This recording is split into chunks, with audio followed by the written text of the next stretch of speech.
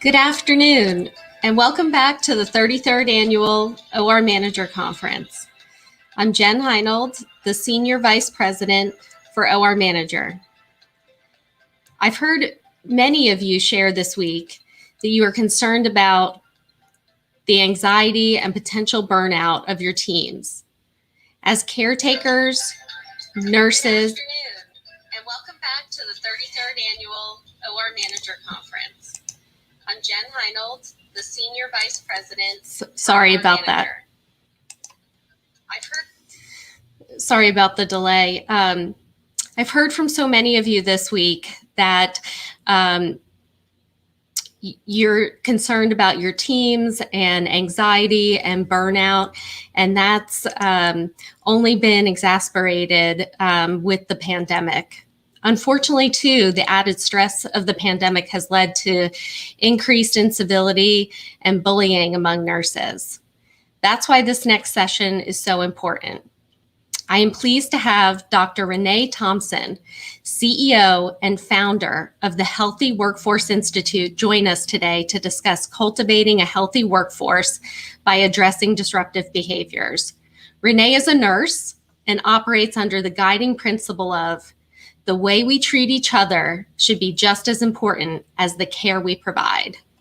Dr. Thompson is the author of Enough, Eradicate Bullying and the Incivility in Healthcare, which provides strategies for frontline leaders to effectively deal with disruptive behavior. We have Dr. Thompson's book available to purchase in our online bookstore, which is accessible through a button on our homepage below the video. Please join me in welcoming Dr. Renee Thompson to the OR Manager Conference virtual stage. Dr. Thompson?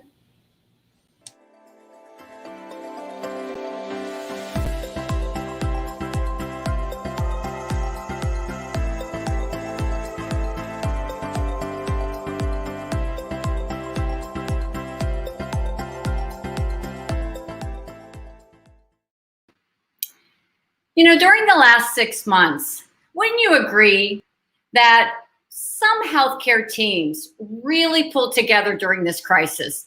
I mean, they set aside their differences, put aside their grudges and all that nitpicking, and they really stepped up and became stronger, cohesive teams throughout this crisis. And unfortunately, there are some other teams that completely fell apart. Staff who spent their days complaining, nitpicking, really getting to the point where they were disrupting the work environment. They made decisions based on what was best for themselves and certainly not for patients or for their coworkers. What do you think was the common denominator and whether or not teams pulled together or teams fell apart? It was the leadership. It's the leadership that determines how a team either pulls together in crisis or without a crisis, or whether or not that team falls apart. Well, the good news is for you, we're going to talk about what you can do to actually address disruptive behaviors during a crisis, or hopefully when this crisis is over, to continue cultivating and sustaining a professional, respectful, and supportive workforce culture. So today we're going to talk about how leaders address disruptive behaviors. And I will give you a few proven strategies that you can adopt right now to help you cultivate a professional and how about a resilient workforce culture. And as Jen mentioned, a lot of us are dealing not only with bullying, disruptive behaviors, but we're dealing with an awful lot of burnout. And wouldn't you agree? If people are burned out, they're more likely to act out. And I want you to think about building a house. You wouldn't build your house on a shaky, unstable foundation. Well, if you really want to cultivate a professional, respectful workforce culture, you can't build that culture on a foundation of ignored toxicity. So for the time that I have with you, I'm going to teach you some of my strategies about how to address disruptive behaviors in your workplace. We first have to talk about why are bullying and incivility so prevalent in healthcare? Did you know we see more disruptive behaviors in healthcare than any other industry in the world? Seriously, there's more bad behavior in an industry dedicated to caring and compassion. I'm sure all of you can imagine why that might be, especially now. Oh my, talk about a stressful work environment, the unpredictability of patient care, life and death situations that we experience on a daily basis. And think about the last 6 months. We have never in our lifetime ever experienced this level of unrelenting stress. Because you know this, when COVID first happened, we all came together. We're in this together. Healthcare is heroes. I mean, everybody was rooting for us. And we said, we got this, we can get through this. And that's because we thought there was a finish line. And then guess what? The virus said, we're not done with you yet. The virus moved the finish line forward. And now we're dealing with the unrelenting, constant dealing with these surges of COVID-19. So when we don't feel good and we're stressed out, we lash out. I hate that I have to have this conversation. Nursing is a female-dominated industry. And let's face it, ladies, we're not all that nice to each other. When you take a look at departments, we see more disruptive behaviors in departments that are primarily staffed with women. 90% of nurses are women. And you've heard the stories. I'm sure you've heard the example where if you take a basket of crabs and you're going to put them in the kitchen, you're going to cook the crabs. You're always going to have that one crab that tries to escape. Well, what do the other crabs in the bottom of the basket do when it sees that crab trying to escape? Oh, it pulls that crab back down. It will actually break off the crab's legs, kill the crab, just so that crab doesn't escape. And unfortunately, we see this at times, female to female behavior. Now, disclaimer here, we're not all like that, okay? I'm sure some of you in the audience watching right now are thinking, I'm not like that. Well, guess what? I'm not either. But you have to take a look at the majority. And we see more bullying and incivility female to female than any other gender. And there's this hierarchy in healthcare. You know this. It's not only the roles, but it's also the experience. So many times leaders are coming to me asking for help because they have the experienced nurses who have been there for decades, who are eating up the newer, younger nurses. And we've heard this for such a long time. So it's these reasons that we see more bullying in healthcare. Well, why does bullying continue? Well, that's just the way it is. How many of you have heard, and you probably heard this from nursing school, well, nurses eat their young. We have normalized deviant behaviors to the point where we don't even recognize them. We don't notice them. And I'm telling you that this is a problem in your department. If you've ever heard somebody say, well, that's just the way she is. Don't let anything she says bother you. Or, you know what, if you have any questions, don't go to him. He doesn't like people very much. Do you know how many times I've heard somebody say that? Really good, fill in the blank, just doesn't like people. Shouldn't that be the criteria to work with people? I know all of you in the OR have probably heard, got to grow a thick skin if you're going to want to survive here. It's because we've normalized the behaviors to the point where we just accept it as the norm. Somebody is so clinically competent at what they do, so we justify or do workarounds. Not okay. You know, I was a frontline unit manager. I had a 35-bed medical telemetry unit. Every day of my life, there was somebody in my office complaining about some horrific behavior that their coworker did. It was the most challenging job I've ever had. And every time somebody would sit down and they would share a story, an experience that they had with one of their coworkers, I would say, oh, can you please write this down? Please write this down. And they'd say, oh, I'm not writing anything down. And I'd say, okay, I'm going to go and talk to her. No, don't say anything. If they find out it was me, they're going to make my life miserable.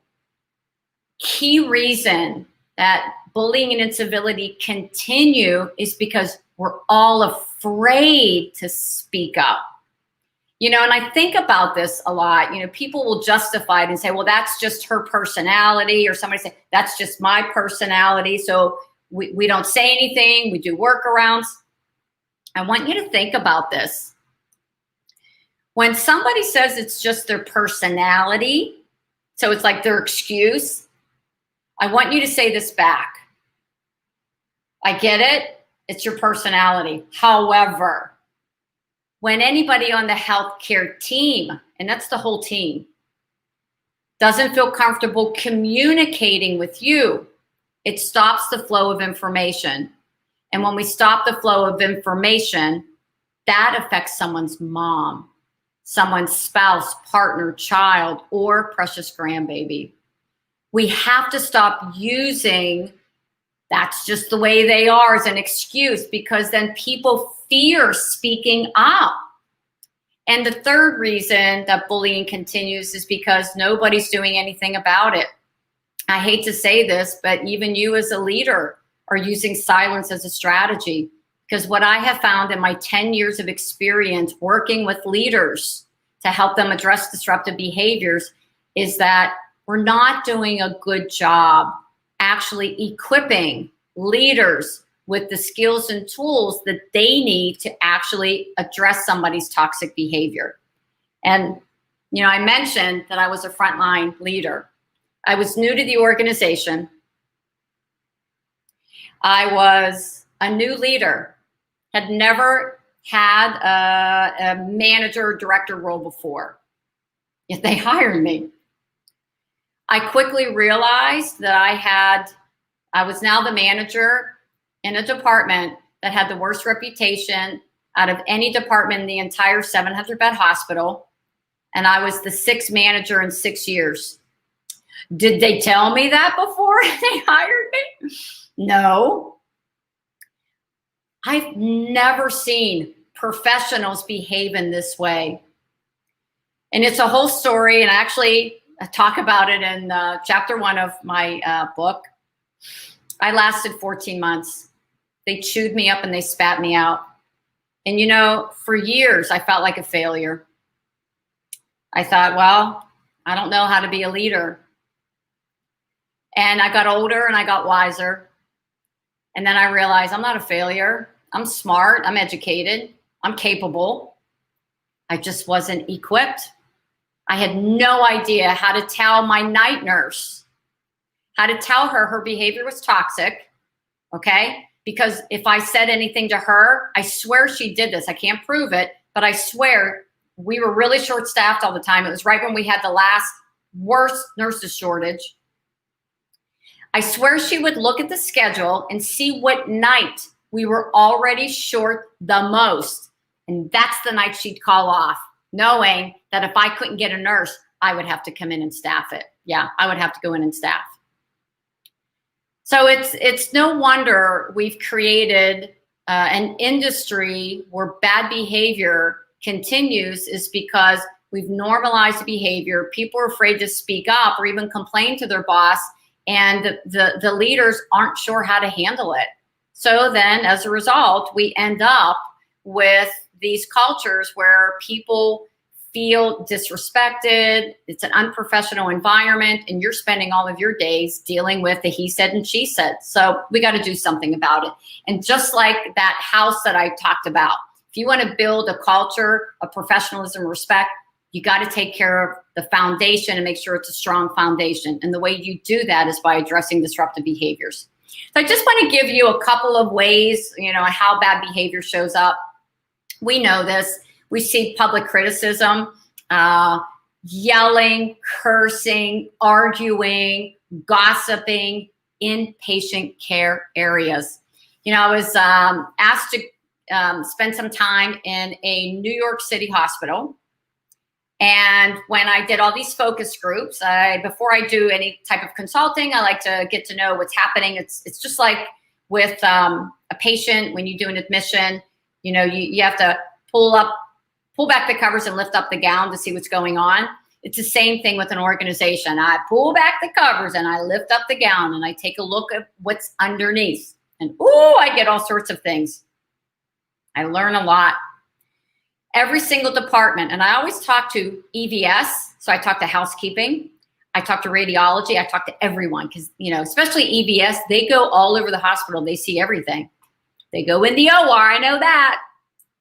Well, they told me this is what happens. There's arguing, cursing, yelling, all this badness. It occurs every day in every department. And when I asked them, well, does anybody speak up? They looked at me like there was something wrong with me. They said, what do you expect? We're an inner city hospital. So they justify their bad behavior because of their location. But we see this public criticism, yelling, somebody withholding information, especially to the next person, set them up to fail. I've got a really interesting OR story. There was somebody who was new to the OR, working with their preceptor, and when they got into the OR room and they had the surgical tray, they took off the paper that was over top. The preceptor knew that the orientee set it up wrong for that surgeon. Knew she set it up wrong, but didn't say anything. Waited for the surgeon to come in and then see it was set up wrong, and then flipped out on the orientee. And of course, the preceptor didn't defend her. So we see that sabotaging. We see exclusion. Did you know that when you feel socially excluded, the pain center of your brain lights up? Yeah.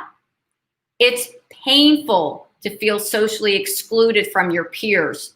And exclusion is a powerful weapon people use. And what about silent treatment? I just had a conversation the other day about silent treatment. I have a validated survey that we use, and it lists 15 disruptive behaviors, and we assess for how frequently they occur, as I experience this or I witness this. Anytime I see silent treatment or being ignored, to me, that's a red flag. Because again, when we're not communicating with each other, it stops the flow of information. And when we stop the flow of information, that affects a patient, that affects someone's family member. And I said on this call, I don't care if you hate the person. It's never okay for you to ignore anybody in your workspace. But we see this, and there are so many other ways disruptive behaviors show up. What I want to do now is talk to you about something that we get wrong all the time. I hear this all the time. I have a bully in my department. I have two people who are bullying each other. I hear this so frequently, even from nurses who reach out to me. They tell me, my boss is bullying me, or I'm being bullied at work. The problem is not everything is bullying. Is it bullying? Is it incivility? You know, is your coworker maybe just a drama queen or a jerk? Or maybe, you know what, somebody's just having a bad day. Think about all of the behaviors you've been seeing over the last 6 months. It's not all bullying. It might just be one of your employees is having a bad day. And we can all act out when we're under a lot of stress. So how do you know? It's probably the most important thing for you to understand today. So I want to get clear on what bullying is and what it is not. For behavior to be considered bullying, this is the general definition. It's the repeated patterns of disruptive behavior with the conscious, I know I'm doing this, or unconscious, not even aware, attempt to do harm. And when somebody reaches out asking for help, they say I'm being bullied, I'll say back, okay, well, let's unpack this. I look for 3 things. So if you've got a pen, okay, and a piece of paper, I want you to write this down. Number 1, there has to be a target. If I'm mean to and cruel to one person, but I'm okay with everybody else, then that's a target. But if I'm kind of mean to everyone, not so much. So there has to be a target. It could be one person or maybe even a small group of people. I've been here for decades and I don't like any of the new people. So I'm really hard on the new people.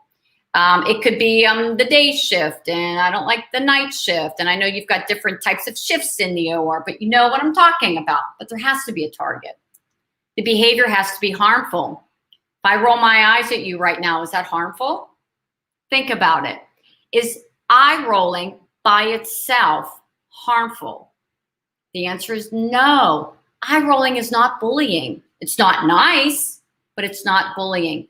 But if I set you up to fail and it affects a patient, or you ask me for help, you ask me for a question and I say, go look it up, I'm not your mother or your father, who's that harmful to? That could be harmful to a patient. And then it can't be one time I get testy with you in a crisis situation. It's got to be repeated over time. I do a lot of deep dives in organizations and I take a look at what's happening, and here's what I found.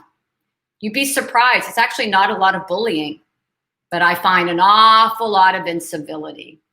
This is that low level, general inconsideration, rude, lack of respect. This is where you see the gossip, the eye rolling, the I help the people I like and I don't help the people I don't like, the cliques.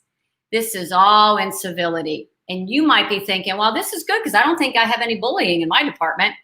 Well, actually, if you can show that someone's bullying, target, harmful, repeated, that's almost easy to address. I'm sure you have policies about that. Incivility, not so easy. Incivility is culture. And your culture right now has already been determined by what has been tolerated in your department. All right. Let's get down to business. I'm going to give you just some of my strategies for you to address disruptive behaviors. I'll give you a little bit of a high level, and then I'll give you some practical strategies. First of all, you cannot expect people to adapt their behavior if they're not even aware their behavior needs to be adapted. Remember, we've normalized bad behaviors for so long. So when you find yourself complaining about one of your employees about their behavior, you have to first step back and ask yourself, do they even realize how they come across? So many people have such a lack of self-awareness. Have you ever said this? I don't even think they realize that they're like a bull in a china shop, or I don't even think they realize how they come across. Well, how are you going to hold them accountable for behavior when they don't even realize their behavior is something that needs to change? So there's a couple of ways that I want to help you start thinking about raising awareness. And I'm telling you, this is truly your first step. So here are just some strategies. First of all, you have to talk about behavior everywhere. Seriously, you have to talk about it in orientation. Beyond, oh, by the way, we have a code of conduct signed here. And by the way, signing a code of conduct doesn't change behavior. If it did, I wouldn't have a growing company. trying to address disruptive behaviors, because all you'd have to do is just sign here and we'll all be nice to each other. Doesn't work. You have to talk about it in orientation. If you have a nurse residency program, it has to be built in and infused there. Preceptor programs, it has to be part of your staff meetings, your huddles. You have to talk about behavior everywhere. In September, with my company, we decided to focus on awareness.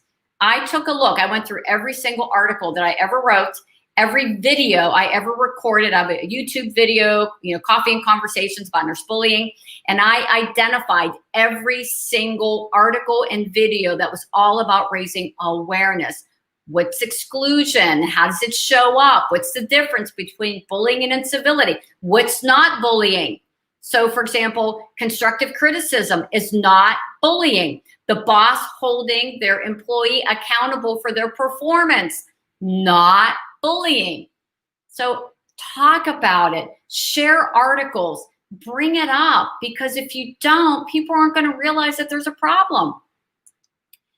You also have to sort of prove it with data. I have so much data, okay, about the negative impact disruptive behaviors have on patients, employees, the organization, the nursing profession.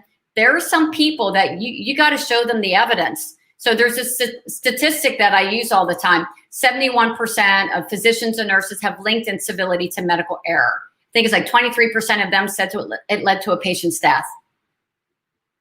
That's pretty significant. It was a study done by Johns Hopkins, okay?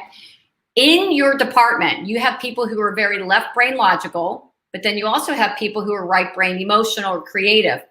You got to talk to them, use the data, use the statistics, use the numbers, but then you also say the way we treat each other is just as important as the care that we provide. When, just like I said earlier, when we're not comfortable communicating with each other, it stops the flow of information. When we stop the flow of information, that affects someone's mom. And when you're tapping into emotion, you want to do some type of visual cue. So take your hand, put it on your heart, mom, okay? Because those right-brained emotional people are going to go ding, ding, ding, ding, ding, okay? But 71% of physicians and nurses, your left-brain logical people will be going ding, ding, ding. But you got to look at the data, and you got to share that with them. And like I said, I have a validated tool now that you can actually use to say, it's not what I say, look at what our data shows. Our data shows that one of our top 3 behaviors is silent treatment. Ooh, that's a patient safety violation right there. It's putting patients at risk. So talk about it, share the data, and then you also have to create opportunities for self-reflection. We do a lot of work with emotional intelligence, which it starts with being aware of how you show up, and there are numerous opportunities to do that. Okay, next, you've got to set behavioral expectations as a team. It can't just be you as the boss saying, this is how we're all going to treat each other here, okay? You've got to involve your employees in this. And the way that we do this a lot with our clients is we first get everybody together and we create what we call department norms. Department norms is basically you bring your entire team together and you ask these 2 questions. How do we always want to treat each other? And how do we never want to treat each other? Okay? How do we always want to treat each other? How do we never want to treat each other? And then you get them to identify all the ways that they expect to behave in their space. And what that does is that you put this together as your department norms. This is how we treat each other here. And actually, if you read any of my articles, I have some things about this. You may see this referred to as a professional practice agreement. I actually like that term better, professional, to remind people we're in a professional environment, okay? Practice agreement. This is how we agree to practice here.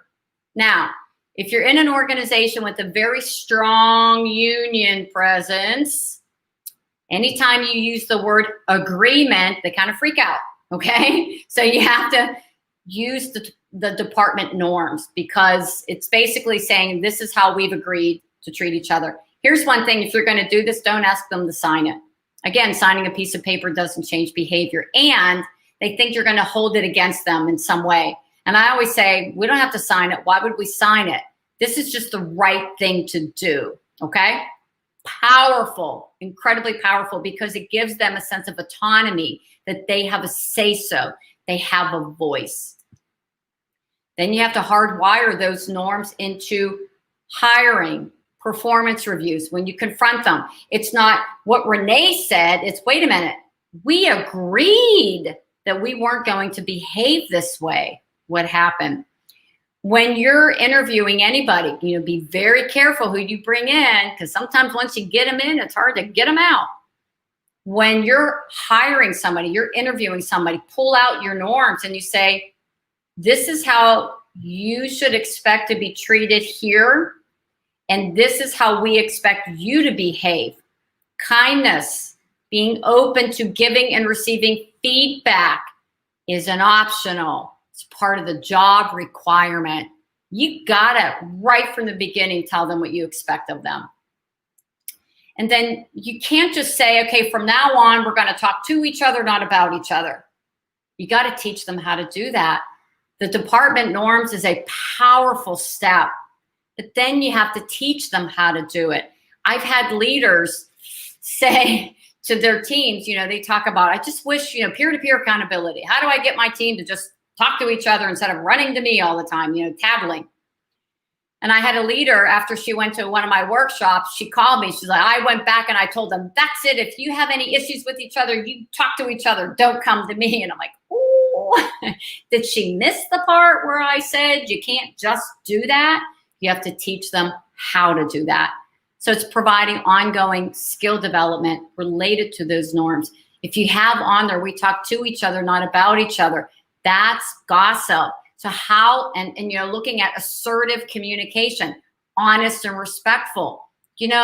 There's a plethora of content out there that you can use to help your team. And I'm sure you have educators in your organization. And obviously we have a ton of resources for this, but you got to carve out that time. And that's where, when I said infuse, heighten awareness, infuse this content everywhere. Well, this is what you do. You infuse this everywhere you can.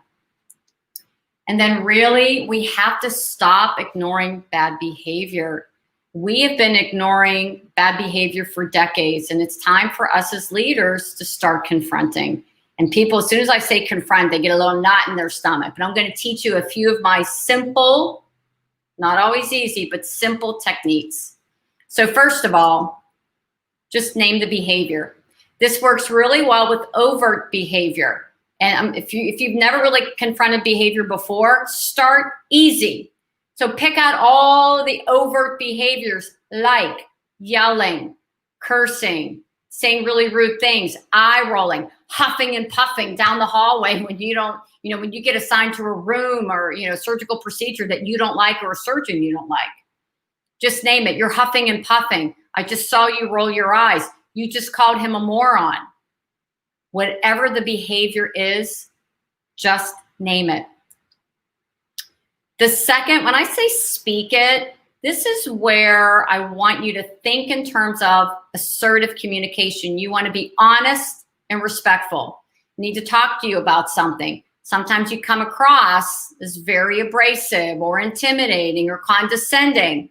Can we talk about this? Because it's really impacting your team's ability to really want to communicate with you. So it's honest and respectful. And then scripting is my superpower. I have probably helped more leaders address disruptive behaviors with my scripts. And as I think Jen mentioned, I have this 8 scripts to stop, 8 ways to stop unprofessional conduct. There are 31 scripts in there, but you identify a behavior that you've been dealing with, you choose the appropriate script, you practice it, and then you pull it out in the moment. And this is what that tool looks like, 8 ways to stop unprofessional conduct. I think it's on the site, and also you can get it on my website. It's if you scroll down to the bottom, you'll find it. It's funny because I'm the master scripter, but I'm the type of person that in the moment, When somebody says something that's really rude to me or embarrasses me, I don't know what to say. I do not know what to say in the moment. I end up saying something stupid. But the next day when I'm in the shower, ooh, I can think of all sorts of things to say. I should have said this. I should have said that. And that's why scripting works. You know, I have, it's my favorite YouTube video that I recorded. It was with my daughter. At the time, she was a school teacher, and she was dealing with a coworker, a new teacher, who would say really rude things to her, but only in front of other people, and it would embarrass her. And she gave me some examples, like she referred to her as a narcissist. And the one time she said they were having a happy hour, they were at a Mexican restaurant, and my daughter says, hey, can somebody pass me the chips? You know, I like the basket of chips. And this teacher said, whatever Caitlin wants, Caitlin gets. Just that kind of, you know, just snarky. And her coworkers were noticing too. And she only did it in front of other people. And my daughter was embarrassed, but she didn't want to say anything to her because she didn't want to embarrass her. So my daughter called me, and we had this all on video. You know, well, my daughter's telling the story.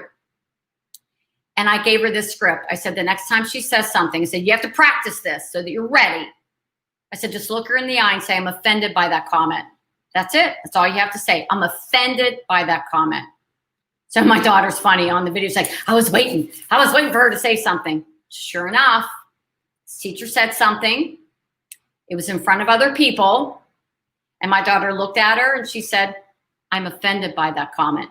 And this teacher was like, And, you know, she's like, you know, I'm only joking with you. Okay. You know, I'm just messing with you. My daughter turned back around. She says, I'm offended by that comment.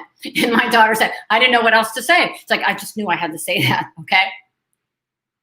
My daughter worked with this teacher for another 1.5 years. This teacher never said anything like that to her again. Scripting works most of the time. Not always, but most of the time. Identify behavior that you're dealing with. This can be with one of your employees. This could be with a coworker, another peer. This could be somebody who's a physician, an administrator. Identify the behavior, choose the appropriate script, practice it, and use it. All right. I want you to be thinking about what questions you have for me.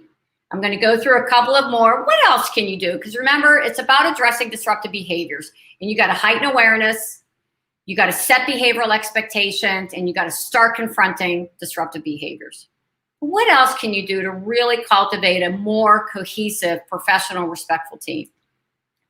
First of all, you've got to address negativity immediately. Negativity is contagious. And if you've ever heard anyone in your department say, this place is so negative, morale is so low, it's because it spreads like, I hate to say this, the wildfires, okay?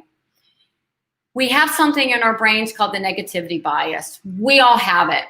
They say we think about 60,000 thoughts a day, and 80% of them are negative.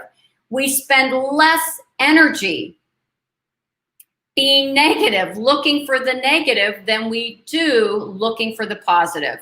And if you don't believe me, let's say you go into a restaurant. You know those things we used to go to? We'd walk in, sit down, get waited on. And you get really good service and you think, I'm going to actually put something on Yelp. What's your name? I'm going to give you a good review. And you really plan to do that, and then you walk out and you totally forget about it. But you get bad service, you're blowing up your phone on Yelp. You've got to address any negativity immediately, and even say to people, you know, can I have a conversation with you for a minute? You know, I've noticed that lately you've been really negative. You've been saying, you know, these types of things. You want to give examples all the time, but I'm going to give you a strategy to kind of counter that. I know you're having some type of huddles, you have staff meetings. Please start every single staff meeting, every single huddle with something positive. When you do that, it's a brain science thing. It influences other people to be more positive for the next few hours. I was talking to a leader. She's like, oh my gosh, we always end with something positive. I'm like, no, flip it. Start every meeting, start every huddle. When you walk whenever you walk into work, say something positive. How about when your staff hits you as soon as you walk in the door with complaint? Stop and say, I hear you. And then say, tell me one good thing that happened.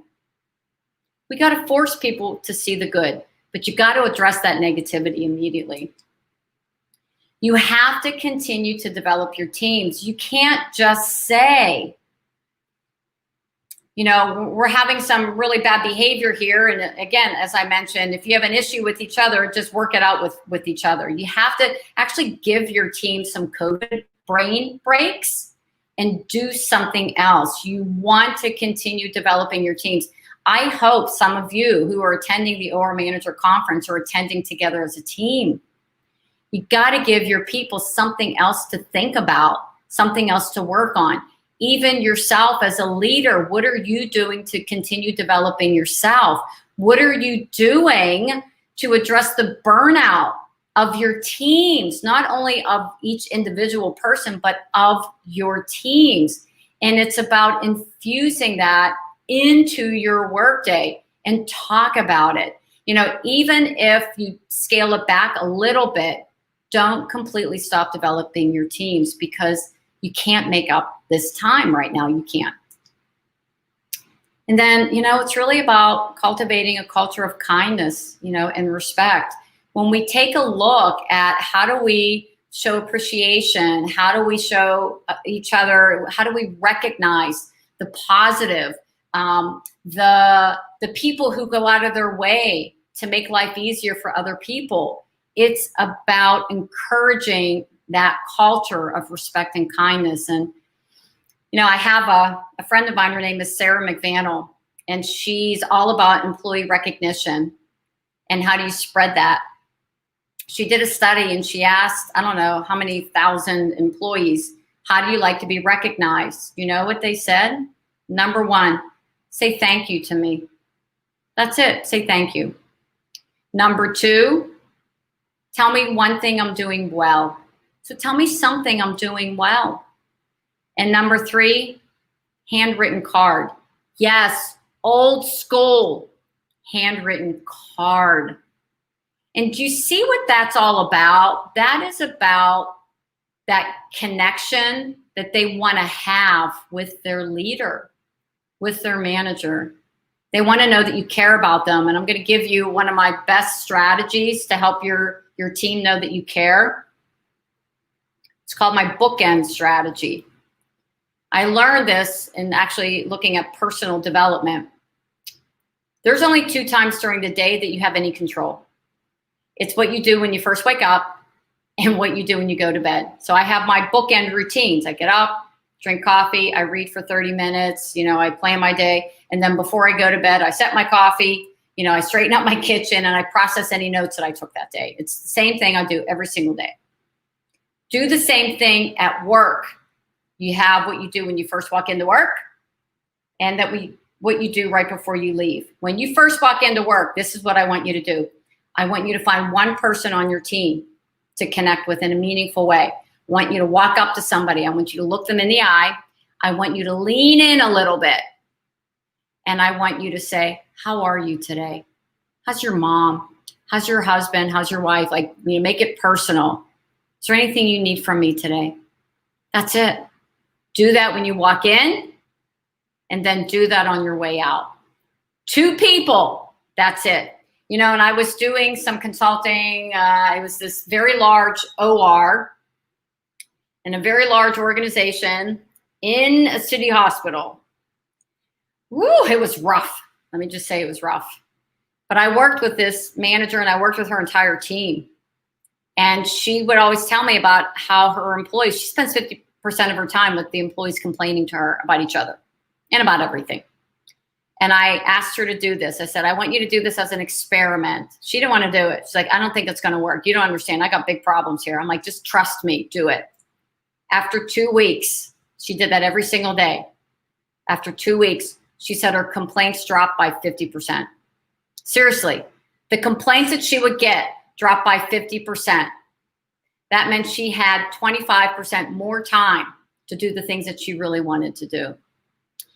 How do you inspire a culture of kindness, a culture of caring?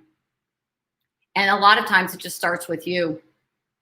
And, you know, we started this whole Be Kind movement a couple of years ago.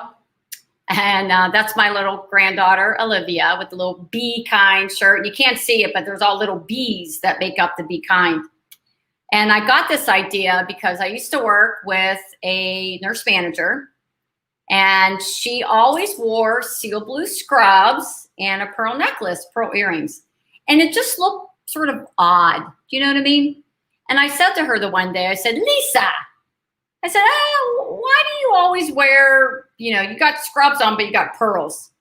And she said, well, when I'm wearing pearls, they always remind me to be a lady, no matter what. She said, and I think somebody's going to have a harder time being mean to me if I'm wearing pearls. And I thought, okay. So when I'm wearing this Be Kind button, it reminds me to be kind, because honestly, sometimes I'm not as kind as I know I should be. And I think somebody's going to have a hard time being mean to me if I'm, you know, wearing a Be Kind button. But you as the leader, I know you're spending a lot of your time dealing with all this negativity. Spend more. You have to address it, just like we talked about. But you've got to spend equal time, if not more, spreading the positivity. And I'm going to wrap this up in a moment because I really want to be able to answer your questions. I'm sure you have many. I want to remind you that these mountains you are carrying, which are a heavy burden, you were really only supposed to climb. You weren't supposed to carry them. So I want to tell you that you are not alone, that there are so many of us, and I know OR manager, there are so many people there who want to support you, who want to help you on this journey to cultivating and sustaining a healthy workforce culture. And so I'm going to stop sharing my screen here so that I can take a look at any questions that you may have, because I'd love to answer them for you. Okay. Whoa! We have lots of questions here. Okay. How do you handle the nurse who turns all problems into how worse her problems are? She talks about how stressful her job is, makes it miserable for everyone else. Okay. Here's a good strategy that I think you can use in a lot of different situations. It sounds like this person's only thinking about herself. Am I right? She's only thinking about herself, caring about herself. She's so myopic how everything affects her. I know a lot of people who are like that. They see the world through their eyes. I've written about this too. When we take a look at how the military make decisions, they make decisions in this way first. First decision always, the mission, support the mission. Second is the team. Third is self. So my husband is ex-military, used to be in law enforcement, retired several years ago to help me. Very thankful for that. But I've learned a lot. I've learned a lot about bad behavior, you know what I mean, from him, because he did a lot with like criminal activity, you know what I mean? Well, when he was in the military, I remember he once got deployed to Yuma, Arizona. It was Border Patrol.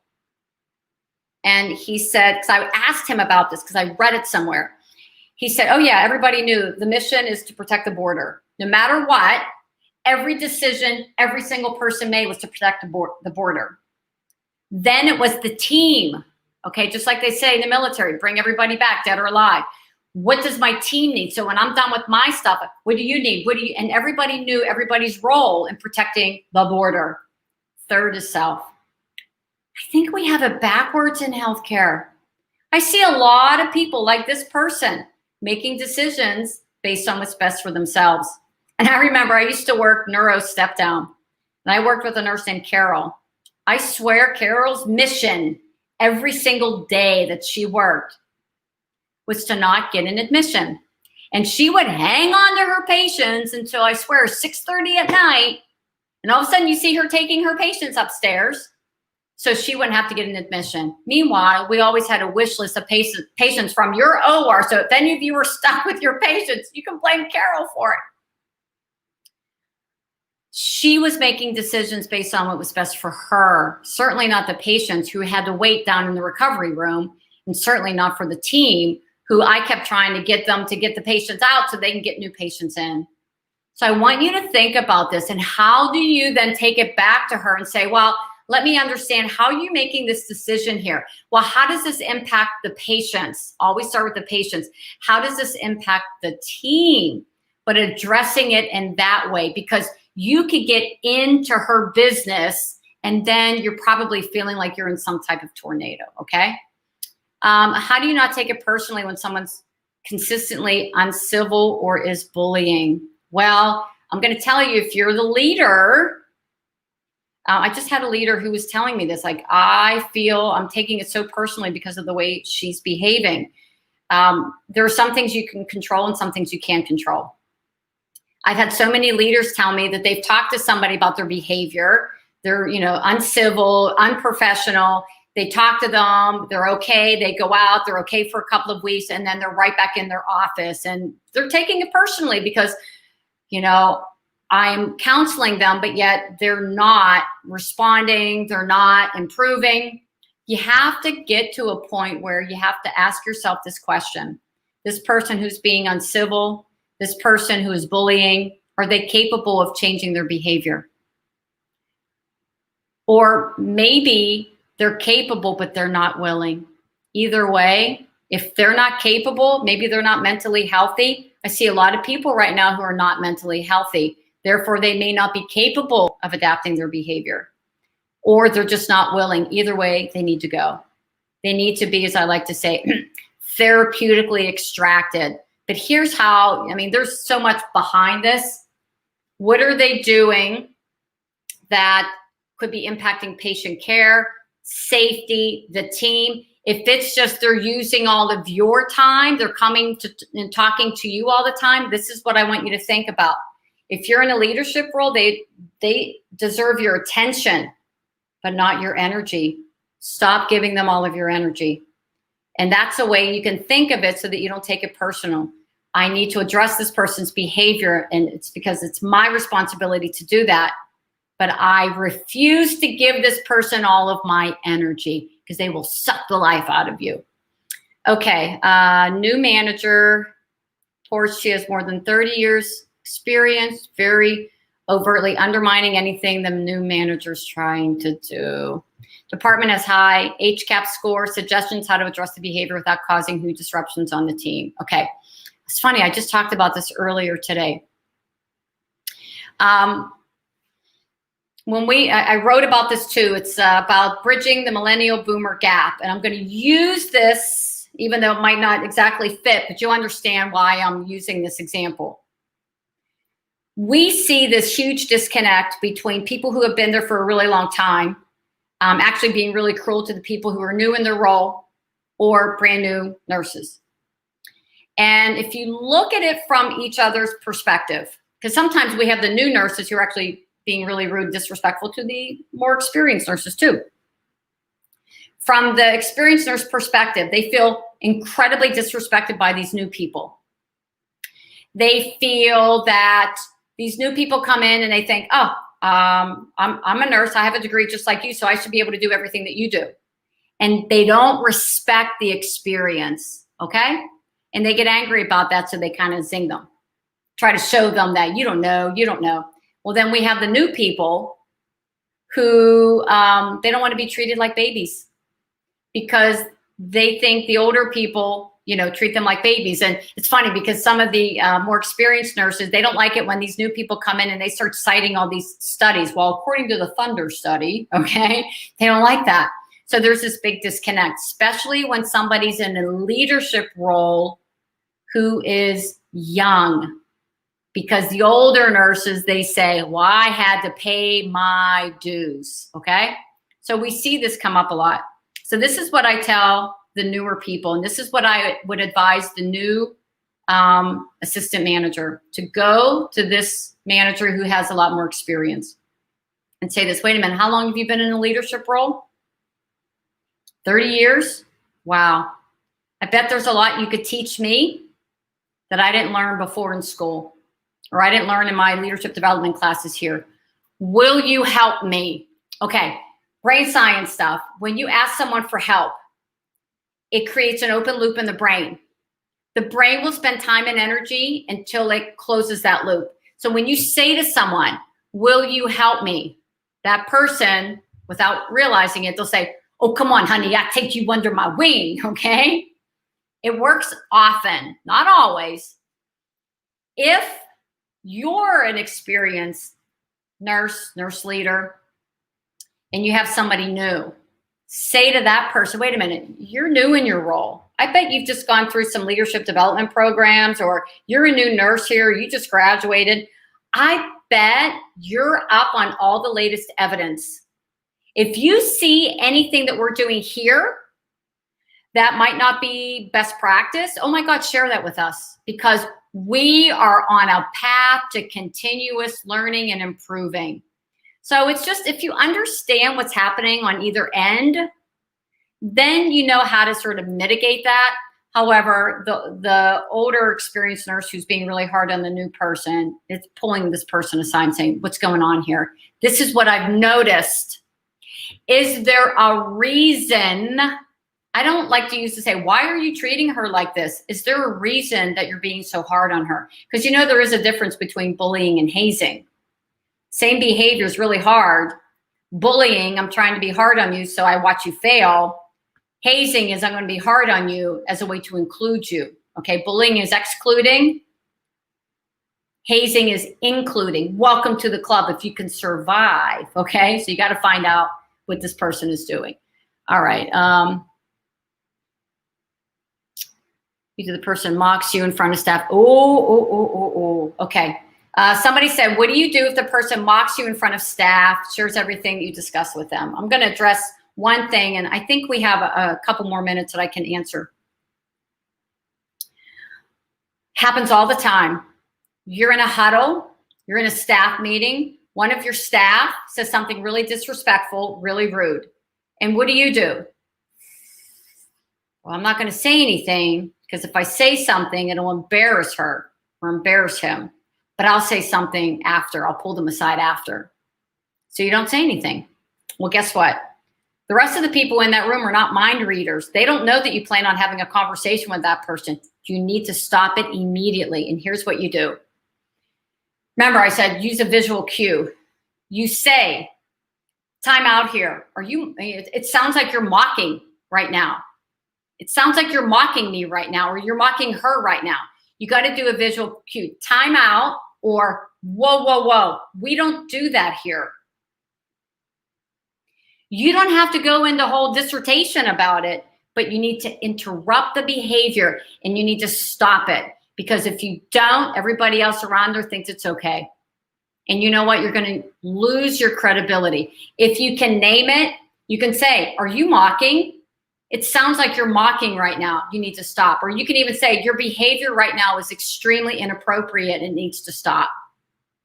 And then you have a conversation with them after. Taylor, do you think we have, yeah, I think we have a couple more minutes that I can answer some questions. Now, okay, how do you handle your coworker who now talks about you because you became the manager and she shared previous personal conversations? So I want to make sure I understand there may be two different things happening here. Who now talks about you because you became the manager. This just happened earlier. I was talking to a new manager, just starting. Last week, she was their coworker. This week, she's their manager. Actually, assistant manager. She said, I'm not really sure. I'm like, oh my God, thank you for bringing this to my attention now and not a year from now when you've got a strained relationship with your buddies that you were hanging out with before. Call it out right away. Say, I can only imagine how difficult this is. I was your peer last week. This week, I'm the assistant manager. Like, I totally get that. It's a little uncomfortable for me too, but I believe, I trust, I'm confident that we're going to get through this. And what you have to talk about is when your staff, you view your work through this lens. When you're in a leadership role, you view it through that lens. You got to talk about the lens that you make decisions. You need to say, I make decisions. This is what I look at in making the decisions. It's not what's best for you, my friend. It's what's best for the team. And you can even say, I will always be upfront with you. I will always tell you what I can tell you. If there's something that I can't tell you, I'm going to tell you, this is confidential and I can't share this information. Because what you want to do is you want to continue to develop trust with the people who you just work with. And if you find out that they're sharing personal information, that is pull them aside and say, it was brought to my attention that you shared some private information that I shared with you. I shared that. And remember, do the body language thing. I shared that with you in confidence.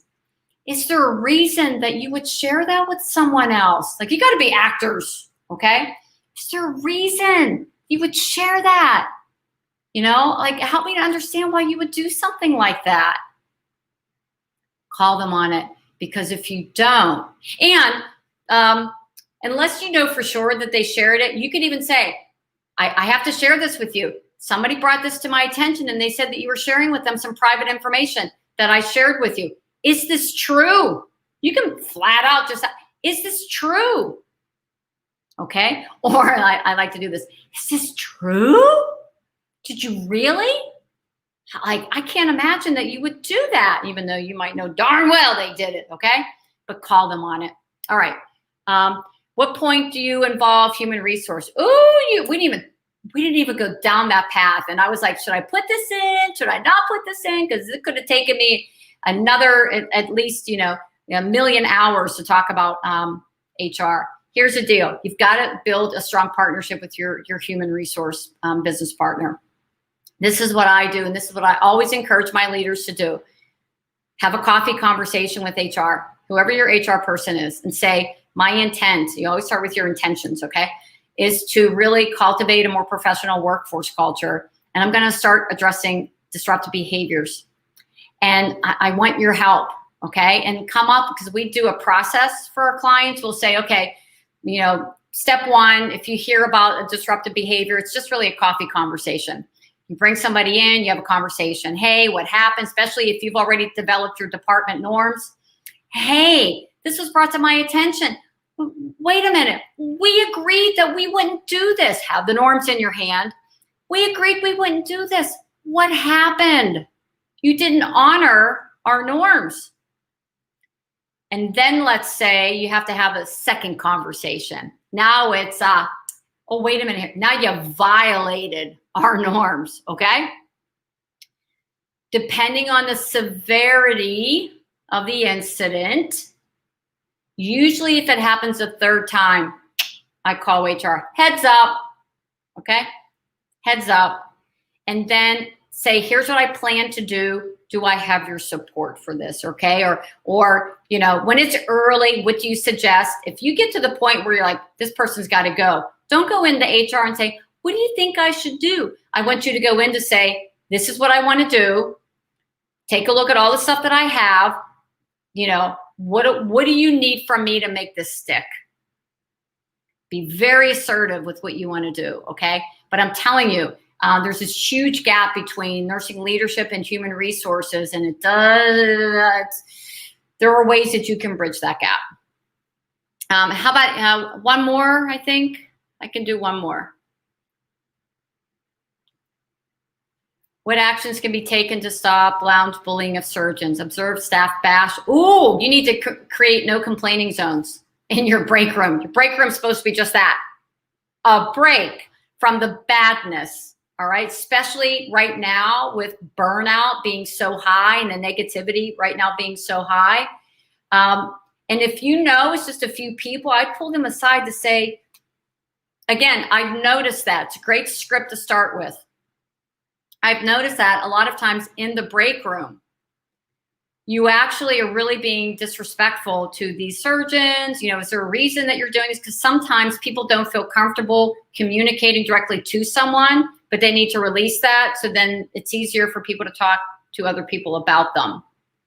So there might be an issue with that surgeon that needs to be addressed. And that's where you could take a look at assertive communication skills and take a look at your department norms. We talk to each other, not about each other.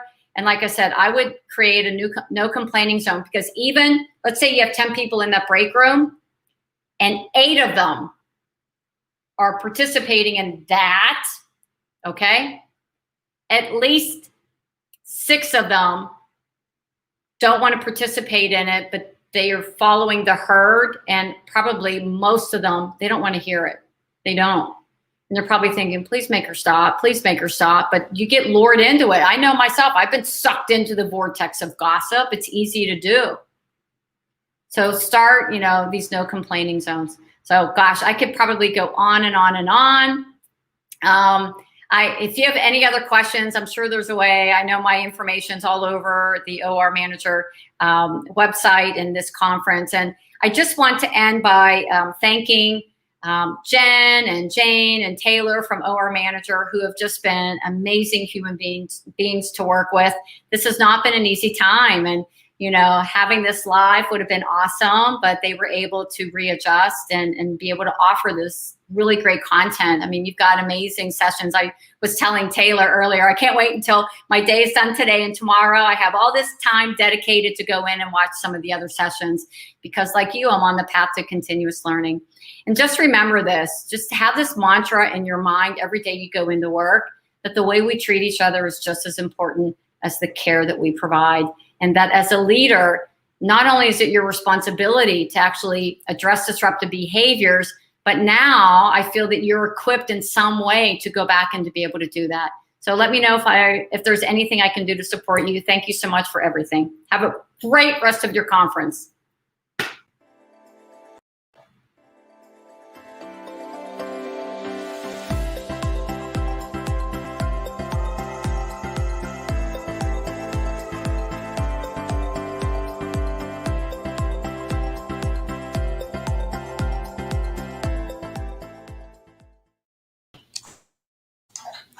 Thank you, Renee, for spending the extra time with us. We really appreciate it. I think next year we need Renee back for an hour-long Ask Me Anything session, because we could have kept on going, and we appreciate all of your questions as well. So right now we have a short break in our programming. If you have not visited our exhibit hall, I encourage you to do so. At 7 p.m. Eastern and 4 p.m. Pacific time, we will be playing bingo together. So please join us for that. You can access that from the networking tab. We've got prizes for every round, including gift cards to Target, TJ Maxx, Olive Garden, and more. I'm really excited that we get together and have some fun tonight. And be sure to join us tomorrow morning for our exhibitor CE sessions. And we also have 4 of our popular Ask Me Anything sessions. So we'll see you again tomorrow, and hopefully at bingo tonight. Thanks so much.